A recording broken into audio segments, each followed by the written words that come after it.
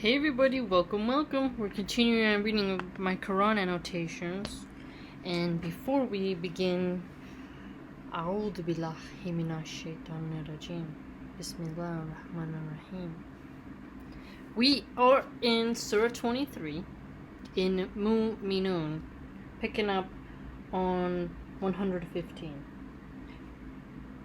Did ye then think that we had created you in jest, and that ye would not be brought back to us for account? Again, that one is very potent. Very potent. Alright, now we're in Nur, Surah 24, and number 2. The woman and the man guilty of adultery or fornication, flog each of them with 100 stripes. Let not compassion move you in their case, in a matter prescribed by Allah. If ye believe in Allah on the last day, and let a party of the believers witness their punishment. And I think last time I was like, if there was some type of punishment for that, like similar to that, I think a lot less people would do it.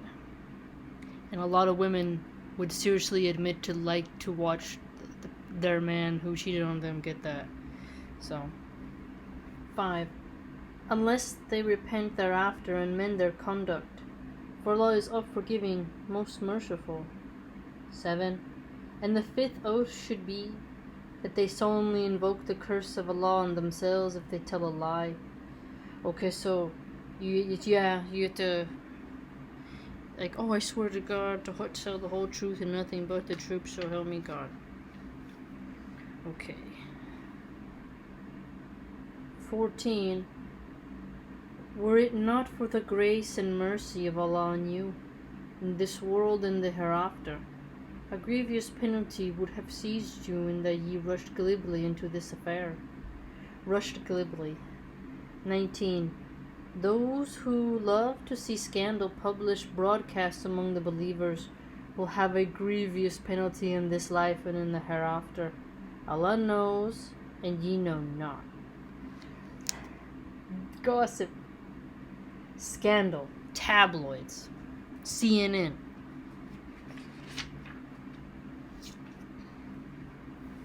21. O ye who believe, follow not Satan's footsteps. If any will follow the footsteps of Satan, he will but command what is shameful and wrong. And were it not for the grace and mercy of Allah on you, not one of you would ever have been pure.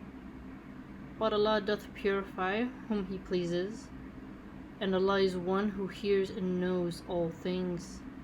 Purifies whom He pleases. So, Iblis will command things that are not in your best interest, essentially. 26. Women impure are for men impure, and men impure for women impure, and women of purity are for men of purity. And men of purity are for women of purity. These are not affected by what people say. For them there is forgiveness and a provision honorable. Now, this is a brutal truth, to be honest, because sometimes I thought to myself, like when I was more rowdy back in my day, even if I would have had a good guy, I could have hurt him, right? Been a negative influence because I was not on a good path. And then you're not on a good path, and then you wonder why you can't find someone good, right? So you can't be doing rowdy things. But our media tries to flip it, right? But oftentimes we think money equals good, and good equals money. So when we see rich people doing things and having beauty and acting badly, we think, oh, they're good, because our terms of purity are inverted. We mock kind of purity now. It's seen as boring, plain, like you don't care about yourself, like you don't know how to operate in society. Something's depleted in you. There's a negation on that now. Yeah, I think it's because the 1950s. I think the 1950s kind of switched that for us here. But the Quran tells it like it is. You gotta be quality if you want quality. 29. It is no fault on your part to enter houses not used for living in, which serve some other use for you. And Allah has knowledge of what ye reveal and what ye conceal. 30. Say to the believing men that they should lower their gaze and guard their modesty. That will make for greater purity for them, and Allah is well acquainted with all that they do. Now, some people might be like, oh my gosh, whatever, like, the Greeks used to do the Olympics naked. So rub themselves in olive oil and be naked in front of the Greek gods, right? This sort of body worship that they did. That was a different time. But I wonder if men would have less heartache if they didn't always show their abs and stuff. But male culture in America likes that. Be the rooster showing it all. And then the cats come. So that's kind of our culture here. I mean, I've never... Modesty in males usually ends at 14. Yeah, usually around 14 years old.